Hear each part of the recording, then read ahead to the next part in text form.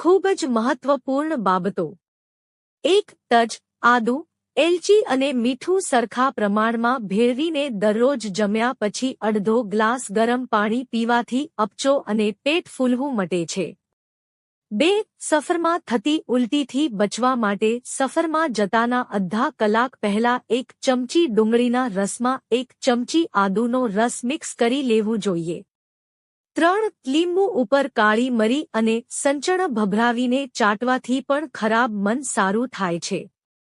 4. Iron, vitamin અને પોટેશિયમથી ભરપૂર દૂધીનો juice તમે દરરોજ સવારમાં પીઓ છો તો વજન સડસડાટ ઉતરી જાય છે. 5. તાંબલીમાં રહેલા ઉત્સેચકો કેન્સરના કોષોને વધતા અટકાવે છે. 6. લસણની પ્રકૃતિમાં ગરમ હોય છે, જેના સેવનથી શિયાળામાં શરદી, ઉધરસ વગેરે જેવી સમસ્યાઓથી રાહત મળે છે. તેમાં હાજર એન્ટી-ઇન્ફ્લેમેટરી ગુણ પણ ઇન્ફેક્શનને દૂર કરવામાં મદદ કરે છે. 7. જો તમે તમારી ગરદનમાં તીવ્ર દુખાવો અનુભવી રહ્યા છો, તો તરત જ હીટ પેડ લગાવો. તમારી ગરદનને હીટ પેકથી 20 મિનિટ સુધી ગરમ કરો. આ તમારા સ્નાયુઓમાંથી તાણ દૂર કરે છે અને સ્નાયુઓને રાહત આપે છે. 8. શ્વાસ સંબંધી સમસ્યાઓના ઉપચાર માટે તુલસી ઘણી ઉપયોગી સાબિત થાય છે. મધ, આદુ અને તુલસીને ભેળવીને બનાવવામાં આવેલ મિશ્રણને પીવાથી શ્વાસ, કફ એ શરદીમાં આરામ મળે છે. 9. જો તમે વધતા વજનથી પરેશાન હોવ તો દરરોજ થોડી માત્રામાં એલોવેરા જ્યુસ પીવું જોઈએ. આવું કરવાથી વજન નિયંત્રણમાં રહે છે. 10. કપડાના રંગ અકબંધ રાખવા માટે પાણીમાં 2 કપ વિનેગર ઉમેરીને કપડાનો રંગ નહીં જાય. 11. જો તમે તમારી ચામાં ખાંડના બદલે ગોળનો ઉપયોગ કરશો તો તમારા શરીરમાં દરરોજના પ્રમાણે ખાંડની માત્રા ઘણી ઓછી જશે. બીજી મહત્વની વાત એ છે કે ચા શરદી-ખાંસી વગેરેમાં ખૂબ જ ફાયદાકારક છે. આ ઉપરાંત આ ગોળની ચા વજન ઘટાડવામાં પણ કારગર સાબિત થાય છે. 12. અરડુસીનો રસ આદુ અને મધ સાથે આપતા રહેવાથી પણ કફનો સ્ત્રાવ થવાથી શ્વાસમાં રાહત થાય છે. સૂંઠના ઉકાળામાં અરડુસીના પાન ઉકાળીને ઠરે ત્યારે મધ મેળવીને લઈ શકાય. 13. સરગવાનું નિયમિત સેવન કરવાથી હાર્ટ એટેકનો ખતરો પણ ઘણા બધા અંશે કમ કરી શકાય છે. 14. બદામને પાણીમાં પલાળો, ડૂબી જાય તો સમજવું ગુણવત્તા સારી છે. 15. ગરમ રોટલીને ક્યારેય પણ એલ્યુમિનિયમ ફોઇલ પેપરમાં લપેટવી જોઈએ નહીં. ફોઇલના કણો રોટલીમાં ચોંટી જાય છે, જેથી તે સરળતાથી શરીરમાં પ્રવેશી શકે છે. હંમેશા રોટલીને લપેટવા માટે કપડાનો ઉપયોગ કરવો જોઈએ. 16. રાત્રિના ભોજનમાં તળેલો વધારે મસાલાવાળો અને અનહેલ્ધી ખોરાક ન ખાવો, જે તમારા શરીરને ઘણું નુકસાન પહોંચાડે છે.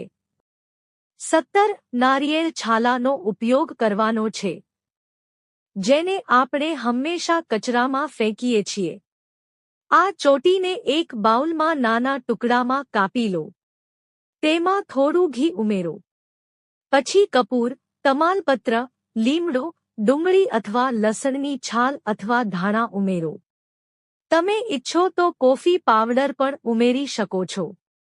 હવે બધાને એકસાથે બાળી લો. આને બાળવાથી ઘરમાં ધુમાડો નીકળશે, તેનાથી મચ્છરો દૂર થશે. 18. પાંદડાવાળા ગ્રીન્સ તમારા બાળકના આહારનો આવશ્યક ભાગ હોવો જોઈએ. તે મગજને હાનિકારક રેડિકલથી બચાવવામાં મદદ કરે છે અને મગજને શક્તિ આપે છે. 19. સંતરાના જ્યુસમાં ભરપૂર માત્રામાં ફાઇબર સમાયેલું હોય છે, જે કિડનીને સ્ટોનની સમસ્યાથી બચાવે છે. 20. દહીંમાં પાચન શક્તિ વધારવાની ક્ષમતા છે.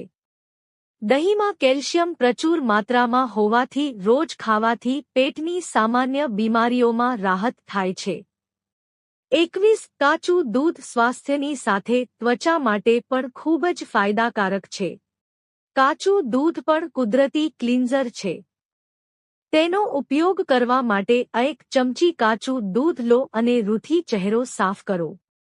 આમ કરવાથી ત્વચામાં જામેલી ગંદકી સાફ થઈ જશે અને ત્વચાને પોષણ પણ મળશે.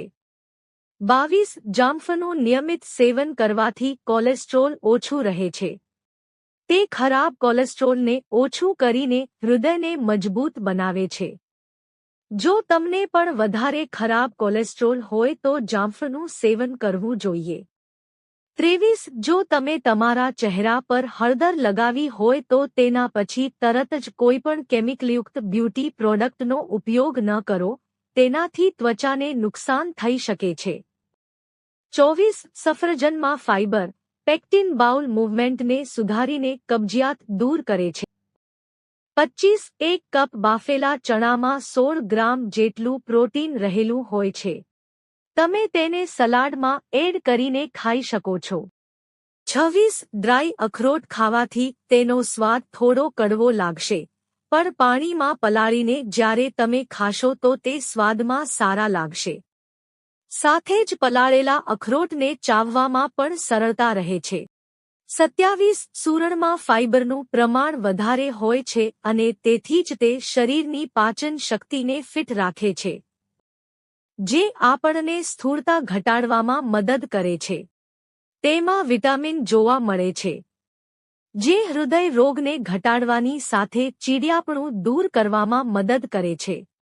28. દરરોજ ત્વચા પર ઓલિવ ઓઇલનો ઉપયોગ કરશો તો તે તમારી ત્વચાને લાંબા સમય સુધી યુવાન અને સુંદર રાખવામાં મદદ કરશે. 29. સ્વસ્થ વજન જાળવી રાખવા માટે સ્વસ્થ ઊંઘ પણ મહત્વપૂર્ણ છે.